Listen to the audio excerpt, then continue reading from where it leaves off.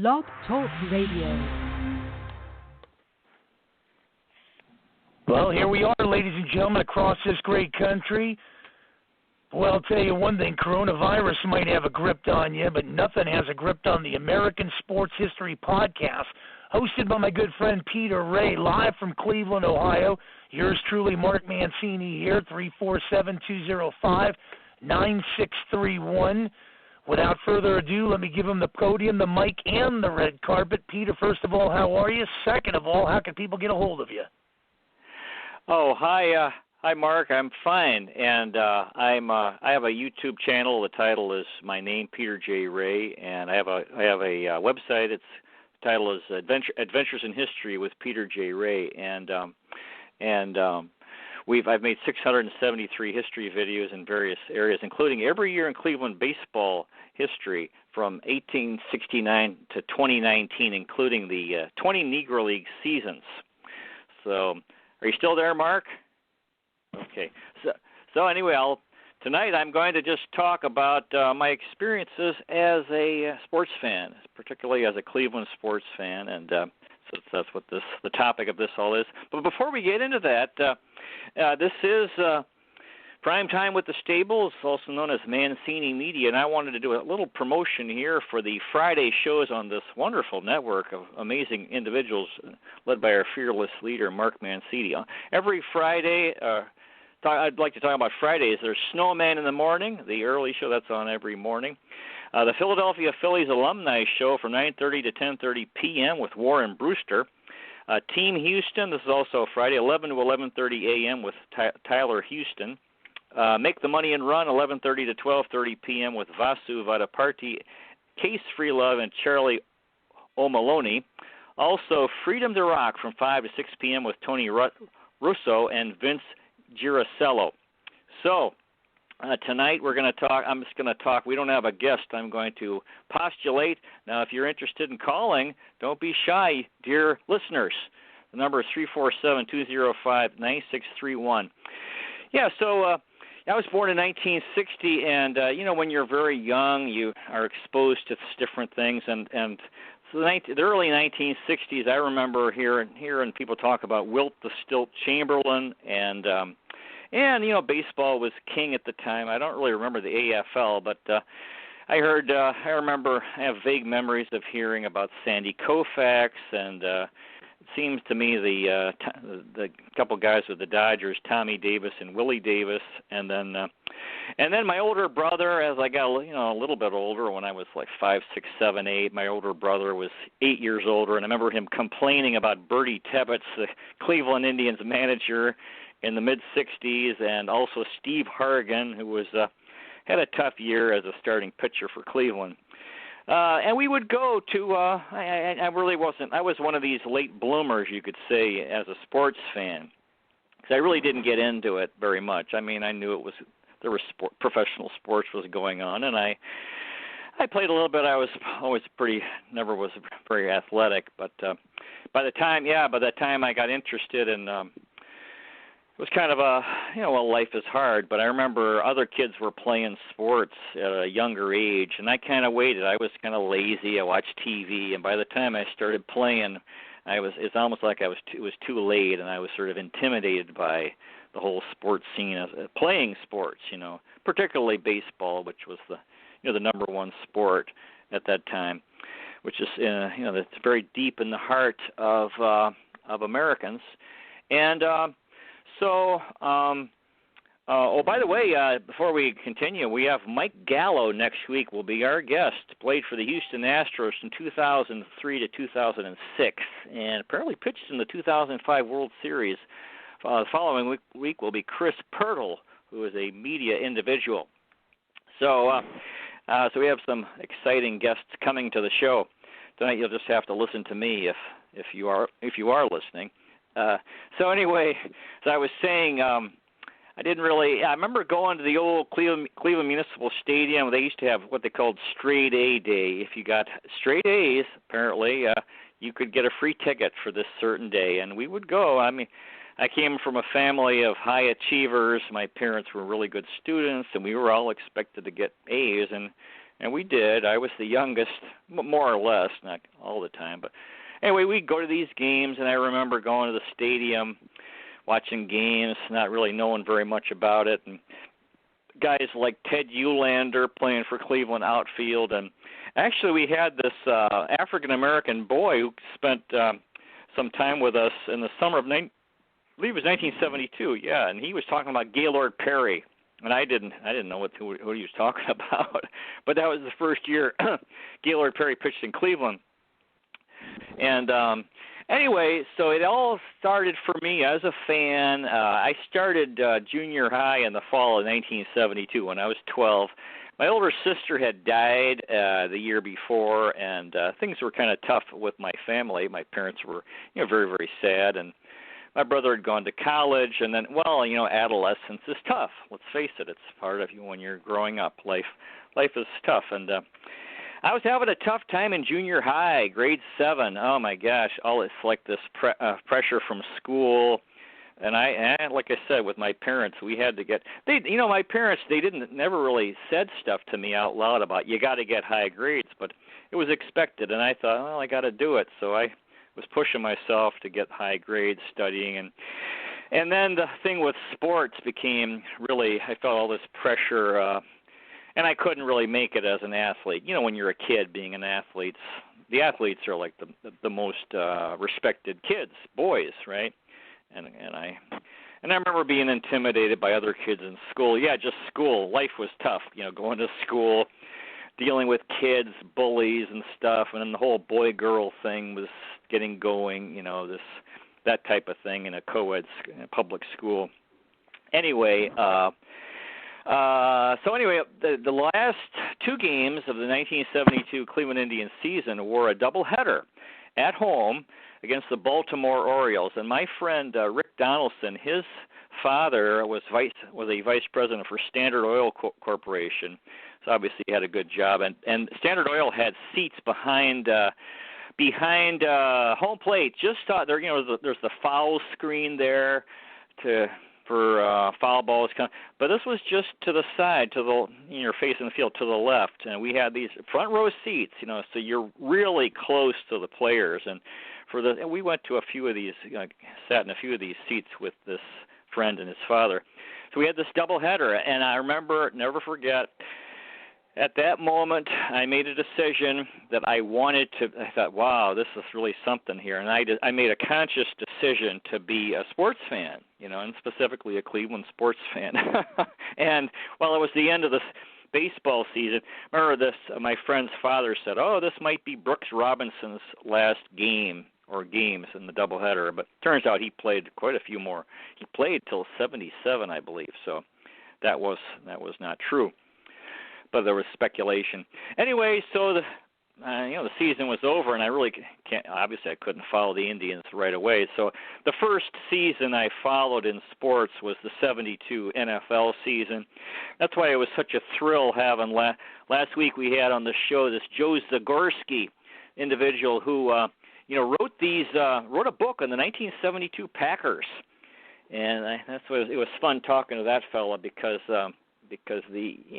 I remember, that was the first season that I followed as a fan. I remember John Brockington, and actually, for NFL fans, that was the year that the only NFL team to be undefeated was the 72 Miami Dolphins. And Cleveland, I remember watching the Browns play the Dolphins in the playoffs and gave them a good game. Cleveland could have won that game, but we couldn't pull it off. Mike Phipps was our quarterback. Bob Greasy, I thought Larry Zonka, the running back for the Dolphins, was the coolest guy in the world.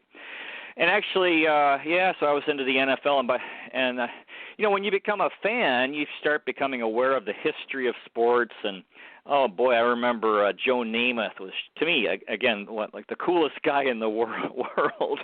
And Monday Night Football at that time was incredible. With they just had magic with these 3 announcers.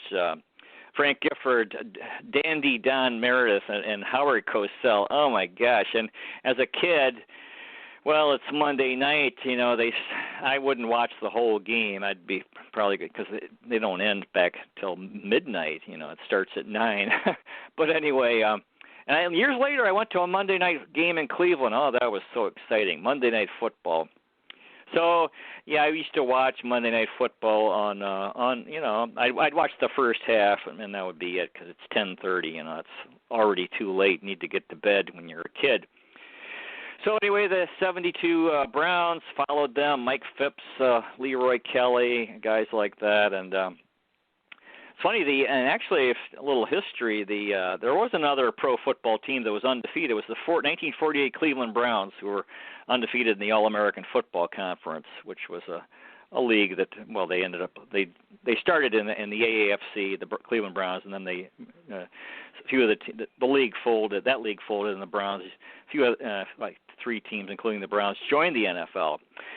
So anyway, and then the other team, actually, it was interesting. The Patriots, I don't know, they were undefeated. Well, how many years ago? Within the past 10 years, they were undefeated till the very end of the Super Bowl. Can you imagine how tough that would be? I don't know if you guys remember that.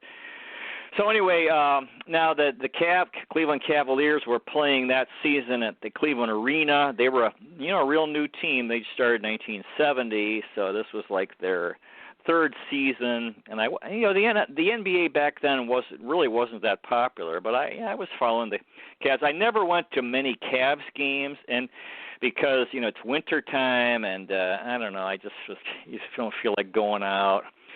And back then the old Cleveland Arena was on the east side of town. It was in a bad neighborhood, or a tough neighborhood. People were getting their cars stolen at games. But and then they ended up moving to this new. They built this. They called the Coliseum. You've heard of the Coliseum in Rome, and then there was Cleveland had the Coliseum in Richfield, Ohio, between Cleveland and Akron, and it was. Yeah, I didn't go. I think I went to one game at the more than one game, but we actually had in Boy Scouts. We actually had a campground that we used to go to that was just within walking distance of the Coliseum, believe it or not. And we scheduled a weekend. It's like you go on a Saturday morning, stay over Saturday night till Sunday, afternoon or around noon, and we scheduled a Boy Scout camp out at this place, and then there was a Cavs game that night, Cavs against the Bulls, and we were at the campsite camping and so in our tents, and then game time we walked over. I don't know if we all went and watched the Cavs play the Bulls. I remember Artis Gilmore, man, what a big guy, incredible player. Cavs, Bulls, and yeah, so I wasn't really in terms of going to games. Eventually, with the 75-76 Cavs, a miracle at Richfield. Again, I don't think I went to a single game that season because I just didn't feel. My dad probably. I don't know if I don't think I asked him, but it's kind of a long drive and it's winter and just didn't feel like. But I listened, and very few of the games were on TV, so I listened to a lot of those games on the radio. Now the thing is, as a fan, I'd have to say baseball has been my number one sport. As a fan, as it's something about it's this deep.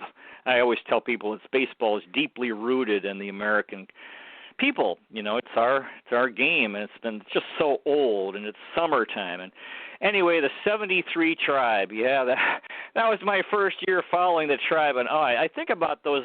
I think about those players all the time, and then when opening day came, wow, I was just completely obsessed, and I did go to a fair number of, not a lot, but a fair number of Cleveland Indians games. I remember I had such a wonderful father. He's been gone now since 2011. Very good man, good example. He died in 2011, age 87. Anyway, he worked downtown as an attorney, and whenever I'd say, "Hey, Dad, he'd come home from where I said, let's go to the Indians game," he'd always agree whenever I asked, if I did ask, and he'd change his clothes and put on casual clothes, and we'd get in the car and head downtown. And anyway, the 73 Tribe, Gaylord Perry was the ace pitcher. When they traded Perry, Cleveland really didn't have an ace pitcher for a long time. And Gaylord Perry was definitely one of elite starting pitchers of the 70s, and you have to put them in there with Tom Seaver, Steve Carlton, Jim Palmer, Larry Dierker with the Astros, Bob Gibson. Did I mention Seaver and these other? Phil Niekro. Anyway, so we had a rotation of Gaylord Perry, and he was definitely a real star pitcher, Hall of Famer, and then Dick Tidrow, Milt Wilcox, Brent Strom. And for some reason, I really liked Brent Strom, even though he didn't. I always kind of rooted for the underdog. I had that tendency, and Strom had a sore arm. He didn't have a very good win-loss record. And he's actually the Houston Astros pitching coach. So you lose track of these guys. In fact, I often nowadays, since the 70s is like I'm not definitely following sports very much now. I mean, I have some awareness, but not like I did in when from like 73 to 77. Wow, it was just a total obsession. Where and back then, there was no internet, so it was the newspaper. I remember getting up in the morning, and having my breakfast. I'd have a bowl of cereal and peanut butter toast and orange juice, and the thing is, I'd have the Cleveland Plain Dealer sports section. Oh my gosh, and that was the highlight of my day. Oh, I was just crazy, and I'd be reading, really intently reading the story if there was a game played, and then the columns about analysis, and then I'd look at the standings, especially in baseball, which obviously it changes a lot, and see how the Indians' record and where they were in the division, and what their winning percentage was, and it was always like trying to get to 500. 500 was like this magical thing because we were under 500 most of the time. To get to 500 and then even go above 500. Wow, wouldn't that be amazing if we can get above 500? But as I said, usually it was below 500, and then and then you'd have the statistics for the team, and I would look at batting averages and home run. The big thing with hitters was their batting average, for me at least, home runs and RBIs and stolen bases, and then for pitchers it was their win-loss record and their ERA. And nowadays they got all these other stats, but those were the stats that I kept track of. And so if a guy hit 270 or above, I liked the guy. And the thing that I really back then Cleveland didn't have. I always thought stolen bases were really cool, so I was really wanting that. And if a guy could steal, like 20 bases a year, that was for me. That was a lot. There wasn't a lot of stealing back then. Although some of the teams, like the Oakland A's, they were stealing. So anyway, I was following and then the Indians lineup in '73. They had. We picked up Dave Duncan for Ray Fosse, so he was our catcher, and and then we had John Ellis at first, Jack Brohammer at second, Frank Duffy at short, Buddy Bell, who'd been moved. He was a third baseman, but he'd been playing outfield because we had Greg Nettles, whom we traded. And then we had Charlie Spikes, who was actually my favorite player at that year, and for a number of years. I get when you're a kid, you latch on, you decide who you like, and Charlie, he had power. The guy from Bogalusa, Alabama, Charlie Spikes. I see he's on Facebook. Boy, I'd love to communicate with Charlie sometime, or Mr. Spikes, as I would respectfully call him. In center, we had Rusty Torres, who.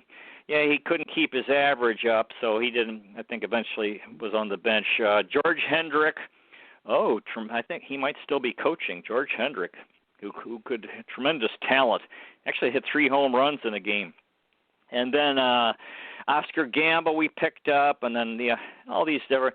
So and then as a fan, you think about the ace pitchers. Well, Mickey Lolich with the Tigers, who actually won a World Series in '68. Wilbur Wood. I remember Wilbur Wood. They said he could pitch every day. He was 24-20 one year.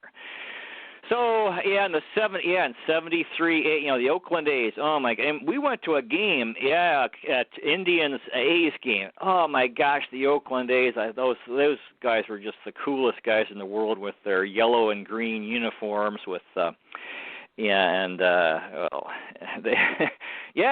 remember years later I got when I was 25, I bought an Oakland A's cap, and I wore it backwards, and I thought, I'm a cool guy, you know, because and I felt a little guilty for doing that since, you know, I'm not. But, they were the glamour team, you know, Bert Campaneris at short and Reggie Jackson in right field.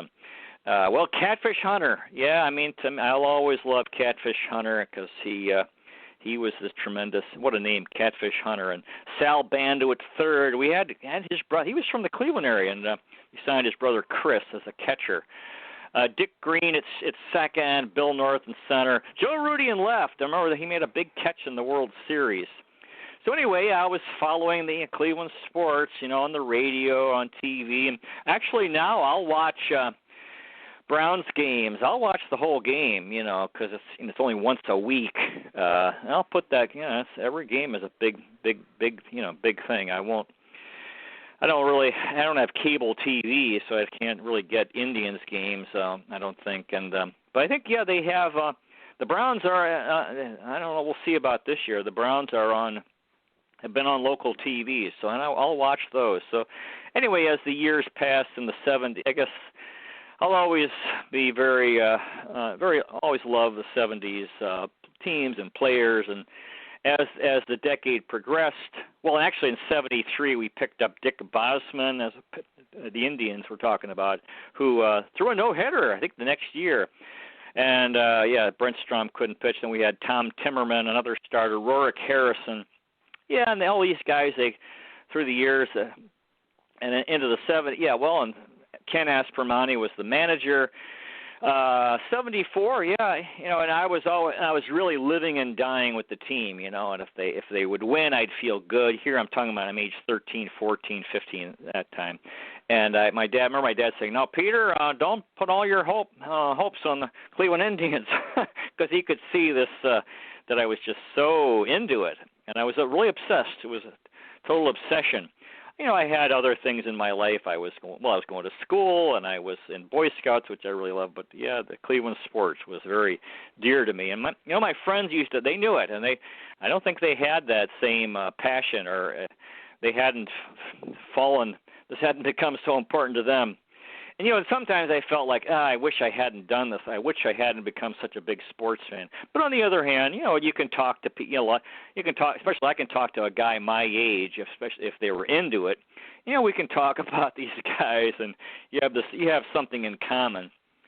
Now, as time passed, with the Browns, they had Greg Pruitt, who was a tremendous running back for Cleveland. I think he had a 200. To me, 200. If a running back got 200 yards in the game, that was just really a cool thing, and it would happen occasionally. And we had eventually Brian Sipe came to Cleveland, did very well as a quarterback. And like I said, the 70s, in the spring of '76, the Cavs were in the playoff, Cleveland Cavs, and they call it the Miracle at Richfield, and they had a tremendous series. They set NBA attendance records. They packed the Coliseum, and they won that series in 7. Guys like Jim Chones, the center, and we picked up Nate Thurmond, who also played center. Campy Russell, Austin Carr, who does Cavs games on TV, Dick Snyder, or who my friend of mine, his dad used to call him Duke Snyder because of the Brooklyn Dodgers outfielder, and Jimmy Clemens. That was gave him a it was very tough. Jim Chones, our center, broke his foot in practice before the East Finals, so we lost to the Celtics in 6 games against John Havlicek and whoever, JoJo White goes. We could have, so that was kind of tough. But anyway, so the years passed. We had 75 Indians. Yeah, they got all red uniforms. By that time, the other teams in Major League Baseball they also adopted the colorful uniforms that the A's had made popular since they did. Charlie Finley revolutionized baseball uniforms with really adding color to uniforms, and then when you win 3 World Series in a row, people start thinking it's pretty good. It was funny. I remember I said something to my father about it, you know, how much I enjoyed the Oakland A's uniforms, and he's like, I always thought they were rather gaudy. Well, the thing is, my dad was from a previous generation, so for him, you know, he was like in his 40s at that time, and you know, so that would change give them a different perspective. Anyway, the 75 Tribe, we had Frank Robinson and Boog Powell. Frank Robinson, the first black manager, and he had a home run on opening day. My friend Rick, he was at the game and in those seats right behind home plate, saw history. And I was so jealous. Anyway, we had Frank Robinson and Boog Powell. We picked up Boog Powell from, Robinson, who I guess wanted, one of his buddies, and it wasn't that tough picking up Powell. Although the thing is, we traded Dave Duncan to get, and I was all happy. Oh, we got Boog Powell because Boog Powell was we had these two guys who were tremendous players for the Baltimore Orioles in the late '60s. I was all excited. We got Boog Powell, and I came to school, and I was in the orchestra. I played the trombone in the orchestra. I remember I came into practice, and there was this girl who said, "What do we need Boog Powell for?" And she was all mad and I didn't say a word because this girl was kind of intimidating, and she was mad. I found out later that her parents had a business, or her father worked for a business that involved Dave Duncan. She had met Dave Duncan somehow in connection to that, and so she was all upset. And he had long hair, and he was considered handsome. A lot of women thought he was cute, so we traded Dave Duncan.